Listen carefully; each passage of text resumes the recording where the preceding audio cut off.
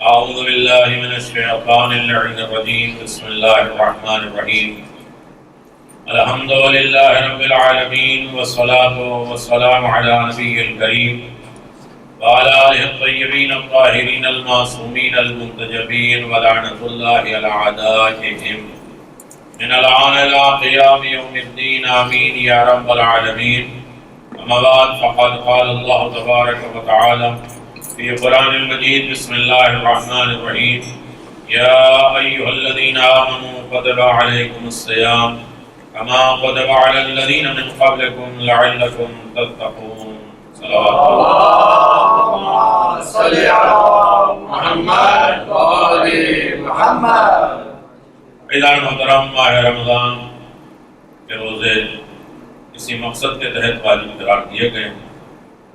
وہ مقصد صحت مند نہیں، وہ مقصد متقی بننا ہے، پرہیزگار بننا ہے، اور اسی کے لیے اللہ نے روزہ فرض قرار دیا. مسلسل 2 دنوں سے آپ نے اسی موضوع کے ضمن میں بات سنی کہ ماہ رمضان رائے ہدایت اور اصلاح، یہ موضوع ہے. اس کے ضمن میں گفتگو ہوگی کہ پورا ماہ رمضان ہدایت اور اصلاح کا ایک ذریعہ ہے. اب انسان اس ماہ رمضان سے کتنی ہدایت لیتا ہے اور کتنی اپنی اصلاح کرتا ہے، یہ ہر انسان کے لیے قرآن، پیغامات، تقاریر، دعا، مناجات سب کچھ کھلے ہوئے. اتنی ساری باتیں کرنے کا آج بالکل وقت نہیں ہے. دعائے کمیل آپ پڑھ چکے ہیں.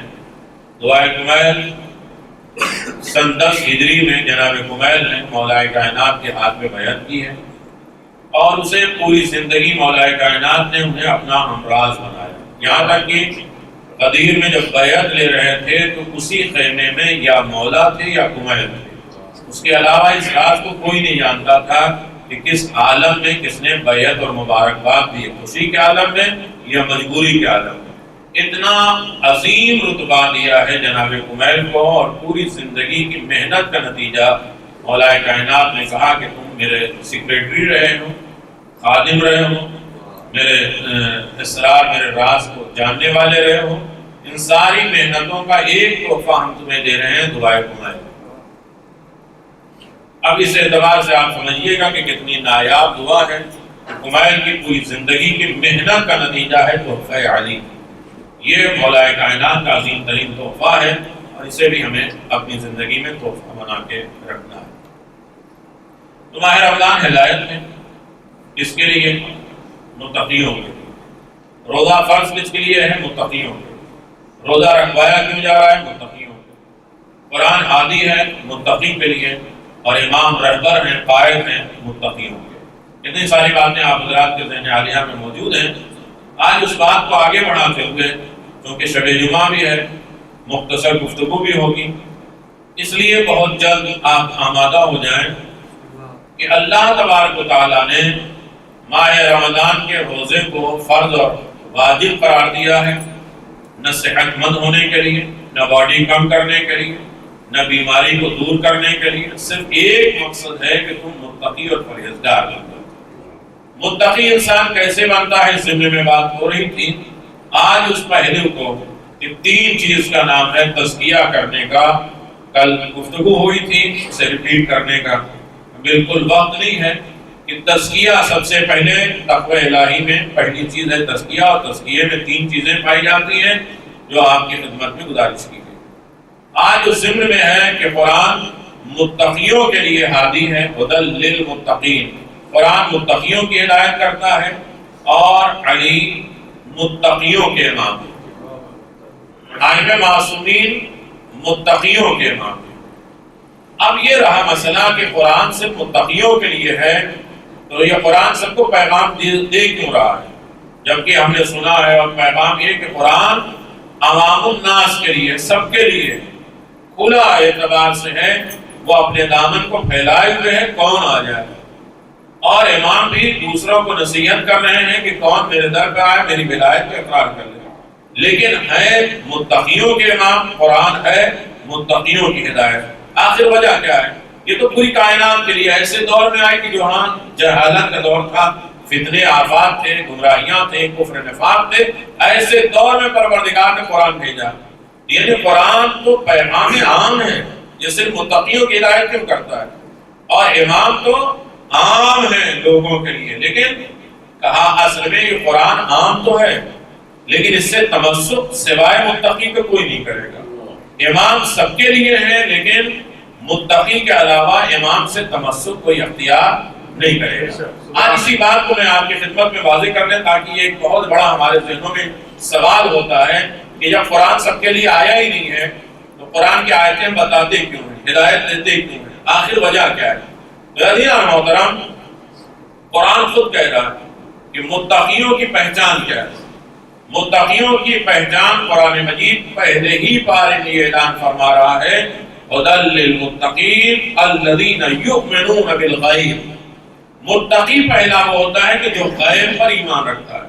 دیکھیے درس قرآن ہے، اور درس قرآن جو ہے وہ تفسیر قرآن بھی ہوتا ہے، پیغام قرآن بھی ہوتا ہے، بیان قرآن بھی ہوتا ہے، اور عنوان قرآن ہوتے ہوئے قبولیت اعمال کا بھی ذریعہ ہوتا ہے۔ لہذا بالکل بیدار ہو کہ میرے عزیزوں، سب سے پہلی شرط ہے متقی ہونے کی جو غیب پر ایمان رکھے۔ قرآن کے کہہ رہا ہے، سورہ بقرہ میں یہ آیت موجود ہے، آپ ابتدائی سے پڑھیں گے تو یہ ایمان کیا ہے؟ کہتے کبھی دل کے اعتبار سے، کبھی وہ غیب چیزیں جو ہیں اس کے اوپر بھروسہ اور یقین رکھتے ہوئے، اور کبھی انسان اپنے معاملات کو اپنے سامنے موجود نہ ہوتے ہوئے، حالات نہ جانتے ہوئے، حکمت الہی کو نہ جانتے ہوئے، پھر بھی اس کے اوپر ایمان رکھے۔ اسی بات میں مجھے گزارش کرنا ہے، ایک تو دل کے اعتبار سے انسان غیب کے اوپر یقین رکھے، قلبی اعتبار سے کہ اللہ ہے، روح ہے، ایمان ہے، حساب و کتاب ہے، محشر ہے، یہ کس نے دیکھا؟ دلی اعتبار سے انسان نے جب عقیدہ رکھا ہے تو اس ایمان پر وہ یقین رکھتا ہے۔ حالات میں بہت سی چیزیں جو قائم ہیں اس پر بھی انسان یقین رکھتا ہے۔ اسی کمپیوٹر میں کتنی چیزیں ہیں جو دیکھی نہیں جاتی، لیکن انسان اس کے اوپر یقین رکھتا ہے۔ اسی طرح انسان کے معاملات میں غیب چیزیں ہیں۔ میرا عزیزو توجہ کریے گا، وہ الگ بات ہے کہ مجھے سمجھ میں نہیں آتا، ہم واویلا کر لیتے ہیں، لیکن حکمت الہی پوشیدہ ہے، وہ ہمارا خالق اور مالک ہے، وہ جانتا ہے کہ کس عالم میں ہمیں رکھنا ہے۔ جناب سلیمان نبی کی حکومت ہے، میں روایات احادیث سے اس بات کو ثابت کروں گا۔ ایک واقعہ ہے جس تک بات پہنچ جائے گی انشاءاللہ اس کی تشریح کل کریں گے۔ جناب سلیمان نبی اپنے تخت و تاج کے شاہن شان کے ساتھ جا رہے ہیں۔ ایک دیہاتی انسان بیٹھا ہوا ہے، جاہل انسان، اور وہ شان و شوکت جناب سلیمان نبی کی دیکھ کے کہتا ہے میرے پروردگار داؤد کے بیٹے سلیمان کو تو نے ایسی حکومت دی؟ ہوا سے یہ بات اڑتے اڑتے جناب سلیمان نبی کے کان تک پہنچ گئی۔ انہوں نے اپنا تخت و تاج چھوڑا، اس کے دیہاتی کے پاس آئے، آواز دیا دیکھو اللہ جو کچھ بھی دیتا ہے اس کی طاقت کی بنیاد پہ دیتا ہے۔ ہم فریاد کرتے ہیں، استغاثہ کرتے ہیں کہ اس کے پاس یہ ملا، ہمیں کیوں نہیں ملا ہے؟ تو جناب سلیمان نبی اتر کے آتے ہیں تخت و تاج پہ، اسے بلواتے نہیں ہیں۔ یعنی انسان بڑا ہو تو اپنی منزل بھول نہ جائے، تکبر اور غرور نہ آئے، اس کے اندر انکساری پیدا رہے تو انسان بڑا رہتا ہے۔ تھوڑی سی چھوٹی سی کرسی مل جائے تو میدان بدل جاتا ہے، تھوڑے سے عہدے مل جائیں تو انسان کے سوچ بدل جاتی ہے۔ سلیمان نبی اس کے پاس آئے، آواز دیا کہ تو کیوں آرزو کرتا، تمنا کرتا جس چیز کو تو اٹھا نہیں پائے گا، جس چیز کو تو برداشت نہیں کر پائے گا، اس کی آرزو تمنا کیوں کرتا ہے؟ ارے اللہ ہو سکتا ہے تیری ایک تصویر قبول کر لے تو سلیمان نبی کی حکومت سے افضل ہو۔ سلیمان نبی نے کہا کہ اگر ایک تصویر تیری قبول ہو گئی تو سلیمان نبی کے تخت و تاج سے افضل ہے۔ کہا کیوں؟ کہا اس لیے کہ تیری تصویر کا اثر باقی رہے گا، سلیمان کی حکومت ختم ہو جانے والی ہے۔ جو کریے گا لیکن یہ چیزیں ہم کیوں نہیں سمجھتے؟ اس لیے کہ یہ ساری چیزیں ہمارے سامنے نہیں ہیں، یہ غیب ہے، حکمت الہی ہے، لہذا ہمارے اندر واویلا، فریاد، استغاثہ، مناجات، مایوسی، پریشانیاں، کرب، یہ ساری چیزیں اسی لیے پیدا ہوتی ہیں کہ ہم غیب پر ایمان نہیں رکھتے، اور غیب پر اگر ایمان ہو گیا تو یہ متقی کی پہلی علامت ہے۔ اب اس ضمن میں بہت سی گہرائیاں ہیں، بہت سی چیزیں ہیں، اور اس ضمن میں انسان جائے گا جہاں سے واویلا، فریاد اور انسان کی شکوہ شکایت ہو، یعنی اس کا مطلب یہ غیب پر انسان کو یقین نہیں۔ دوسری چیز اللہ تبارک و تعالیٰ اعلان فرماتا ہے یؤمنون بالغیب یقیمون الصلاۃ، وہ نماز پڑھتے ہیں۔ متقی کون ہے؟ بہت جلدی، نماز پڑھتے ہیں۔ نماز کے لیے بھی تین چیزیں ہیں، توجہ کریے گا۔ نماز جو ہمیشہ پڑھے، صرف رمضان والا مولوی، رمضان والا مومن، نماز ہمیشہ، ایسا نہیں ہے کہ جیسے بہت اچھی بات ہے کہ آدمی نے کہا تھا کہ اس پورا سال 11 مہینے اذان نمازی کے انتظار کرتے ہیں، اور 1 مہینہ نمازی اذان کا انتظار کرتا ہے۔ ہر آدمی گھڑی دیکھتا ہے کہ بھئی اب ٹائم ہو رہا ہے۔ نعرہ تکبیر، نعرہ رسالت، نعرہ حیدری،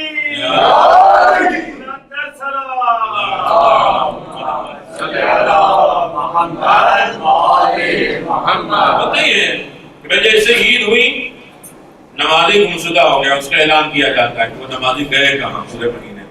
تو میرے عزیزو، ہمیشہ جس کی نماز ہو، اور نماز تمام شرائط پر ہو، اور نماز بر وقت ہو، یہ ہے غیب پر ایمان رکھنے والا، یہ ہے متقی۔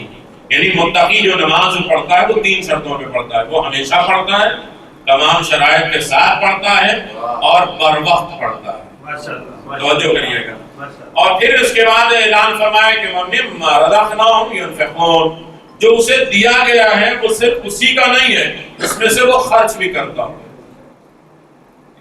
شاید مجلس کو عنوان بن جائے، لیکن یہ بات آپ توجہ کریے گا کہ متقی کون ہے؟ تیسری شرط یہ ہے کہ جو کچھ بھی اسے دیا گیا ہے وہ اس میں سے وہ خرچ کرتا ہے 3 طریقے سے۔ جو کچھ دیا گیا ہے بدنی اعتبار سے، مالی اعتبار سے، یا علمی اعتبار سے۔ نہیں میرے عزیزوں، میں اعلان میں کر چکا ہوں 9:30 بجے مجھے ختم کرنا، تو لہذا تھوڑا سا مجھے ساتھ دے دیجئے کہ ایک بدن کے اعتبار سے انسان کو اللہ نے ہنر دیا، طاقت دیا ہے، کسی کی ہیلپ کرنے، کسی نابینا کا سہارا دینا، کسی کی مدد کرنا، تو انسان بدن کے اعتبار سے جو اللہ نے اسے طاقت، ہنر، عقل، شعور دیا ہے، اس کے حساب سے اسے وہ خرچ کرے۔ دوسرے مالی اعتبار سے انسان جو کچھ بھی اس کے پاس ہے وہ دوسرے کی مدد کرے۔ تیسرا ہے علمی اعتبار سے، اللہ نے کسی کو کسی طریقے کا علم دیا ہے تو اس میں سے وہ خرچ کرے۔ اور امام علی نے فرمایا ہے کہ خرچ کرنے ہی پہ علم ملتا ہے، اور اللہ نے پہلے علم دینے سے پہلے یہ وعدہ لیا ہے کہ تم دوسرے کو دو گے تو دیتا ہے۔ اسی لیے کہا گیا ہے کہ بہت سے لوگ جو ہے جب مہمان آتے ہیں انہیں کھانا نہیں کھلایا جاتا ہے، تو چھٹے امام نے فرمایا تمہاری آنکھوں کے دروازے اگر کھول دیے جائیں تو تمہارے گھر کے بہت سے سامان اس کے پیچھے پیچھے چلے جاتے ہیں، اس لیے کہ مال اس کا ہے جو تمہیں امانت طور کے تھے تو بھیجا گیا، اب اسے تمہیں صحیح طریقے سے ادا کر دینا ہے۔ یہ ہے متقیوں کی علامت، توجہ کریے گا، یہ ہے متقی کی علامت۔ بات کہاں سے چل رہی کہ صرف قرآن متقیوں کے لیے کیوں ہے، علی سے متقیوں کے نام کیوں ہیں؟ جب وہ عام ہیں، عام شخصیت ہے، کائنات کی ہدایت کرنے آئے، تو آخر اس سے فائدہ قرآن سے لوگ کیوں نہیں لے رہے؟ توجہ کریے گا۔ چوتھی شرط یہ ہے متقیوں کی کہ جو کچھ پیغمبر کے اوپر نازل ہوا اس کے اوپر بھی، اور جو پیغمبر سے پہلے نازل ہوا ہے اس کے اوپر بھی ایمان لاتے ہیں، اور قیامت پر ایمان لاتے ہیں۔ اب یہاں سے یہی بات چھوڑ دے رہا ہوں، توجہ کریے گا میرے عزیزو۔ آخر وجہ کیا ہے؟ پھر ایک سوال یہ ہے کہ قرآن سے متقیوں کی ہدایت کیا ہے؟ اس کا مطلب یہ ہے کہ جو متقی نہیں ہے ان کی رہنمائی قرآن نہیں کرے گا، وہ جا کے بارگاہ رب العزت میں استغاثہ کریں گے میرے اللہ میری کیا غلطی ہے؟ قرآن نے ہماری ہدایت ہی نہیں کی، ہماری رہنمائی نہیں کی، علی نے راہ ہدایت میں ہمیں لے ہی نہیں گئے۔ پہلے تو نے پابندی لگا دی متقی ہوگا وہی آئے گا۔ کہا 3 طریقے کے انسان ہوتے ہیں، دنیا میں پوری کائنات میں ڈھونڈ لیجئے 3 ہی طریقے کے انسان ہوتے ہیں. ایک ہوتے ہیں منصف مزاج، ایک ہے ضدی مزاج، ایک ہے متلون مزاج. مسائل کا ایک جملہ ہے، صرف اس سے زیادہ نہیں ہے. منصف مزاج، ضدی مزاج، متلون مزاج. منصف مزاج وہ ہوتا ہے جس کے سامنے حقیقت پیش کیا جائے تو وہ کھنگالتا ہے، ڈھونڈتا ہے، اسے صحیح بات لگی ہے تو اسے ایکسپٹ کر لیتا ہے، اچھائی اپنا لیتا ہے، برائیاں چھوڑ دیتا ہے. یہ ہے منصف مزاج. جناب سلمان نبی کے دیکھ لیے، جناب سلمان فارسی کے دیکھ لیے، جناب ابو ذر کی زندگی دیکھ لیے، باقی تمام ائمہ معصومین کے مطیع و فرمانبرداروں کے دیکھ لیے، ان کی زندگی گمراہی کی تھی. جناب ابو کی زندگی دیکھ لیے، یہ کیا تھی؟ یہ گمراہی کی تھی. لیکن جب ان کے سامنے حقیقت پیش کی گئی، انہوں نے سوچا تو انہوں نے اچھائی کو ایکسپٹ کر لیا، برائیوں کو چھوڑ دیا. اسے کہتے ہیں منصف مزاج. دوسرے ہے ضدی مزاج. ضدی مزاج وہ ہوتا ہے کہ کچھ بھی کر دو، کیسے بھی کر دو. وہ اڑیل ہوتا ہے، ضد پہ ہوتا ہے، کسی طرح ماننے کے لیے وہ تیار نہیں. وقت نہیں ہے میرے عزیزوں، ہے اس کے بہت سے واقعات. تیسرا متلون مزاج. متلون مزاج وہ ہوتا ہے کہ جو یہ سوچتا ہے کہ بھائی ان سے بھی ہماری دوستی برقرار رہے، وہ بھی ہمارا رہے، ان کی دل چکنی نہ ہو، ان کی دل بیزاری نہ ہو. میں نے آج کی ساری باتیں کہہ دی ہیں. اب انسان اسی ترازو پہ چلتا رہے، ان کے ساتھ بھی ہمیں بیٹھنا، ان جیسا بھی رہنا ہے، ان کی بھی دل آزاری نہ ہو، ان کے ساتھ بھی ہمیں بیٹھنا ہے، ان کی بھی دل شکنی نہ ہو. اسے کہتے ہیں متلون مزاج. اسے کہتے ہیں عام زبان میں منافق. ضدی مزاج کو کہتے ہیں کافر. منصف مزاج کو کہتے ہیں متقی. اب قرآن جس کی ہدایت کرتا ہے وہ منصف مزاجوں کی اتباع کرتا ہے، متقیوں کی ہدایت کرتا ہے. اگر انسان کے اندر منصف مزاجی نہ ہو تو قرآن لاکھ اس کے سامنے پڑھا جائے، اس کے اندر ضد پیدا ہوتی ہے. ابو جہل نے کیا کہا تھا؟ یہ معجزہ کر کے دکھاؤ مان لیں گے، وہ کر کے دکھاؤ مان لیں گے، ایسا کر لو تو مان لیں گے. یہ میرے بیٹے کی بیماری میرے اندر ڈال دو تو میں مان لوں گا، میری بیماری میرے بیٹے کے اندر. لاکھ بہانے ضد پہ وہ اڑا رہا، لیکن نہ اسلام مانتا ہے نہ رسول کو مانتا ہے. اس کا مطلب ہے نہ اسے قرآن ہدایت کرے گا نہ رسول اس کے اوپر رحمت کریں گے. ائمہ معصومین کی زندگی اسی لائق ہے. ائمہ معصومین نے فرمایا منصف مزاج بن جاؤ، علی کی بات تمہارے دل میں اترنا شروع ہو جائے سمجھو کہ تم نے تقوی پہ قدم رکھنا شروع کر دیا ہے. جب تم متقی بنتے جاؤ گے تو تمہارے لیے قرآن رہنما بن جائے گا، ہماری ہدایت تمہارے لیے ہدایت بن جائے گی. تو ہمارا موضوع گفتگو یہی تھا کہ ماہ رمضان راہ ہدایت ہے، راہ اصلاح. میرے عزیزوں یہی وجہ ہے کہ 4 چیزیں ہیں ماہ رمضان میں: فضیلت ماہ رمضان، اعمال ماہ رمضان، تقوی الہی اور علی بن ابی طالب کا کام. محمد ابن یونس، مسائل کے لیے صرف ایک لفظ باقی رہ گیا. محمد ابن یونس حج کی طرف جا رہے ہیں. ایک نابینا عورت ہے جو ہاتھوں کو اٹھا رہی ہے، آواز دے رہی ہے: میرے پروردگار تجھے اس کا واسطہ جس کی وجہ سے تم نے سورج کو پلٹا دیا، اس علی کا واسطہ مجھے میری آنکھوں میں بینائی دے دے. محمد ابن یونس جا کے اسے 2 درہم دیتے ہیں. وہ عورت پھینک دیتی ہے، کہتے ہیں کہ میں لوگوں کو کھلاتی ہوں، دیتی ہوں، مجھے ضرورت نہیں ہے، میں تو فقیر سے علی کے سامنے بنی ہوں. دنیا میں ہر انسان کہیں بھی پڑھ جائے، بڑا ہو جائے، لیکن آل محمد کے سامنے کبھی بڑا ہونے کی کوشش نہ کرے. ان کے در کے جتنا سامنے جھکتا جائے گا بلند ہوتا جائے گا. تو میرے عزیزوں جب اس نے پھینک دیا، وہ حج پہ چلے گئے. حج کے بعد واپس آ کے دیکھا تو وہی عورت ہے جس کی آنکھوں میں بینائی ہے، آنکھوں میں روشنی ہے. وہ حاجیوں کو پانی پلا رہی ہے، مسافروں کو پانی پلا رہی. محمد ابن یونس آواز دیتے ہیں کہ جب میں یہاں سے گیا تھا تو تو نابینا تھی، میں نے تجھے درہم دیا تھا. کہا ہاں میں جانتی ہوں، لیکن میں نے علی کے وسیلے سے دعا مانگی ہے. شب جمعہ ہے میرے عزیزوں، اللہ سب کے جناب موسیٰ، جناب عیسیٰ، جناب آدم، کل انبیاء اور مرسلین کو اللہ نے خود جناب یعقوب نبی کی آنکھوں کی بینائی جب اللہ نے بتلایا کہ اب دعا مانگو، اللہ بحق محمد وانت المحمود وبحق علی وانت العلی. محمد و آل محمد کا واسطہ کبھی پروردگار رد نہیں کرتا ہے. شرط یہ ہے کہ وہ تقوی کے دائرے میں ہو اور دل میں الفت و محبت ہو، حالات جانتا ہو، اور شب جمعہ سے بہتر کون سا وقت ہے اپنی دعا کے قبول ہونے کا؟ کہا کہ وجہ کیا ہوئی کہ تیری آنکھوں میں نور آیا؟ کہا میں ابھی علی کے وسیلے سے دعا مانگ رہی تھی کہ ایک بزرگ آئے، انہوں نے کہا کیا چاہیے؟ کہا آنکھیں چاہیے۔ ہاتھ پھیر لیا اور اس کے بعد میں نے ان کے قدموں پہ گر کے کہا کہ آپ ہیں کون؟ میں نے جہاں سے بات شروع کی تھی وہی ختم کر دیں۔ آپ کون ہیں کہ جنہوں نے میری آنکھوں کے اوپر ہاتھ پھیرا میری بینائی آ گئی؟ کہا کہ میں خضر نبی ہوں، انہیں علی کے نام سے مانگا ہے لہذا میں آ گیا ہوں۔ اب کمیل کو جو دعا دیا ہے وہ بھی دعائے خضر دے کے بتایا کہ کمیل پوری زندگی کی محنت کا صلہ ہم دعائے کمیل میں دیتے ہیں، وہ بھی دعائے خضر ہے۔ اس کا مطلب یہ ہے علی بن ابی طالب سے اگر کوئی مانگتا ہے تو انبیاء اور مرسلین دیتے ہیں کہ میرے رہبر، میرے قائد، میرے استاد کے نام پہ مانگا ہے۔ ہاں مانگنے والوں نے تو بہت مانگا ہے، کبھی مصلحت کے اعتبار سے دعا قبول ہوئی یا نہیں۔ شب جمعہ ہے میرے عزیزو، وہ ایک ہفتے تک رکی رہی۔ جب شب جمعہ آئی ہے تو جناب خضر نے اس کی آنکھوں میں بینائی ہوئی۔ ایک شب جمعہ اور یاد آتی ہے جسے باب زینبیہ کہتے ہیں، جو حضرات ابھی کربلا سے ہو کے آئے انہیں پہلی طرف شب جمعہ کی ضرور یاد آتی ہے۔ کتنا بھی ہو جائے لیکن شب جمعہ کربلا کا منظر میرے عزیزو عجیب منظر ہے، عجیب منظر ہے۔ ایک مرتبہ حل من ناصر ینصرنا کی آواز آئی جسے آج زمانے میں دلہ زینبیہ کہتے ہیں، وہ اصل میں باب زینبیہ ہے۔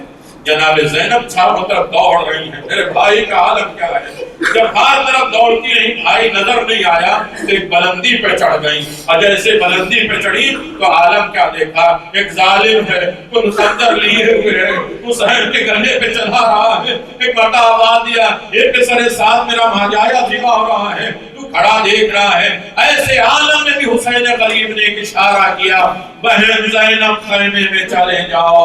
عالم پتہ نہیں کیا رہا ہوگا، گلے میں تیر لگا تھا، اس سے خنجر چل رہا تھا، اور حسین نے اشارے سے بھیج تو دیا بہن کو، آواز دیا بہن زینب جاؤ بھی حسین زندہ ہے۔ لیکن خیمے میں پہنچتے پہنچتے ایک آندھی چلی، ایک کوہرام برپا ہوا، فرشتوں نے نوحہ پڑھا، الا قتل الحسین بکربلا، حسین مارے گئے۔ بیٹا سید سجاد یہ آندھی کیوں چل رہی ہے؟ کب بھی اماں میں بن باپ کے ہو گیا، آپ بن بھائی کے ہو گئے، میرا بابا حسین مارا گیا۔ اسی شب جمعہ کی زیارت کے لیے انبیاء اور مرسلین آتے، حسین کو وسیلہ بنا۔ میرے اللہ اسی شب جمعہ کی برکت اور رحمت کا واسطہ ہم اس فرش عزا پہ بیٹھے تو ہیں لیکن ہمارا دل دماغ کربلا میں ہے۔ میرے اللہ ہم سب کو شب جمعہ کربلا کی زیارت نصیب فرما۔ کہ میرے کریم پروردگار ہمارے الفاظ کو تقوی الہی کے دائرے میں پہنچا دے، ہمارے تمام شر فساد کو دور فرما، ہمیں صحیح معنوں میں محمد و آل محمد کا مطیع و فرما بردار بندہ قرار دے، ہماری تمام حاجات کو امام حسین کی قربت تک پہنچانے کے توفیق عطا دے۔ فطروس ہمارے اسلام کو امام حسین کی بارگاہ میں پہنچا دے، ہمیں زیارت حسین سے محروم نہ رکھنا۔ شب جمعہ آمین فضیلت ہے، انسان کی دعائیں قبول ہوتی ہیں۔ میرے اللہ جہاں جہاں بھی میرے مولا کے چاہنے والے ان کی جان مال عزت آبرو کی حفاظت فرما، ہمیں تمام فتنے آفات اور بلاؤں سے محفوظ فرما۔ 3 دن ماہ رمضان کے روزے ختم ہو گئے، میرے اللہ مجھے معلوم نہیں کہ ہمارے روزے قبول نہیں آ رہی ہیں، میرے اللہ تجھے حسین ابن علی کا واسطہ ہے، ہماری نماز، ہمارے روزے، ہماری تلاوت، ہماری دیگر عبادتوں کو قبول فرما۔ حسین سے قربت حاصل کرنے کی دولت عنایت فرما، ولایت علی ابن ابی طالب کا تحفہ عنایت فرما۔ ایک پردے غیب میں خون کے آنسو رو رہا ہے مولا، اس امام کو ہمیں راضی رکھنے کی دولت عنایت فرما۔ ماہ رمضان ہمارے امام کے ظہور کے مہینہ قرار دینا، ہم سب کو امام کے مطیع و فرما برداروں میں شمار فرما۔ ربنا تقبل منا انك انت السميع العليم بحق محمد وآله الطيبين